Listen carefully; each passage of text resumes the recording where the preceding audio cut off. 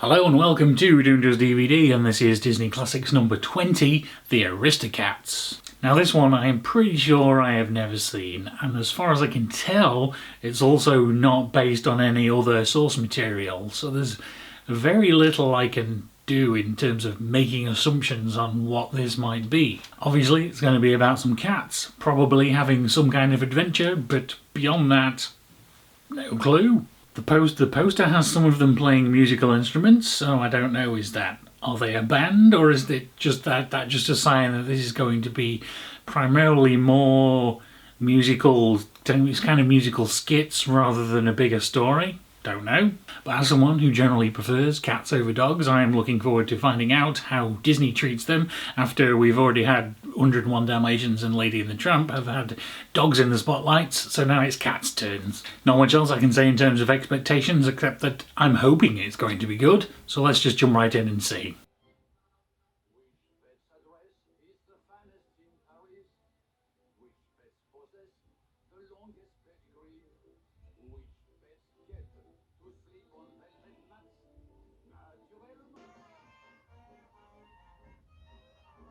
Okay, well, I had fairly high hopes for this one, but it just didn't really do it for me. I loved the cats, but there was too much other stuff here that just wasn't of a lot of interest. I just can't feel any empathy or connection with a rich old lady and a rich old lawyer having a bit of a dance together. Sure, that's a character introduction, but it just serves to tell me these are people that I don't really like or care about all that much. The butler overhears the drafting of a will and finds out that the cat's are going to get money before he does. But you know, any lady who's that rich will already have had a will, surely.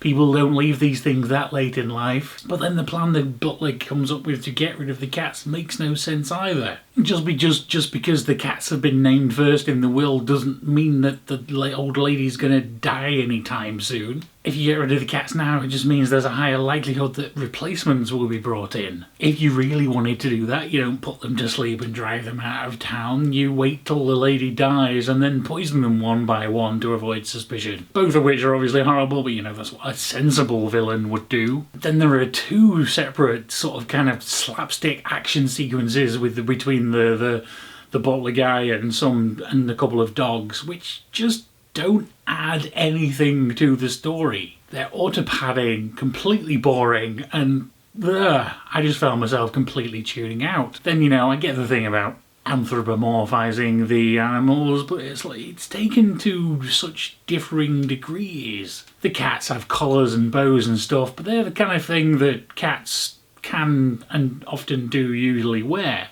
But why does the mouse have a hat and a coat? And don't even get me started on the drunk goose, which was a complete waste of time. And then just like 101 Dalmatians and the dog napping, somehow catnapping is front page news on the newspaper. And so unfortunately I found any time where the cats weren't on screen to be either completely frustrating or totally boring. And that's a shame because I wanted to like this one, but I just didn't really. The animation was fine, but it felt a bit off. It didn't really feel like it was a traditional Disney film. Musically, I didn't find anything to be particularly exciting. Beyond the kittens, as I've said, I didn't really get involved with any of the characters. And so I can't really recommend this at all. There are a few good points, but they are heavily outweighed by the bad points. But perhaps I missed something.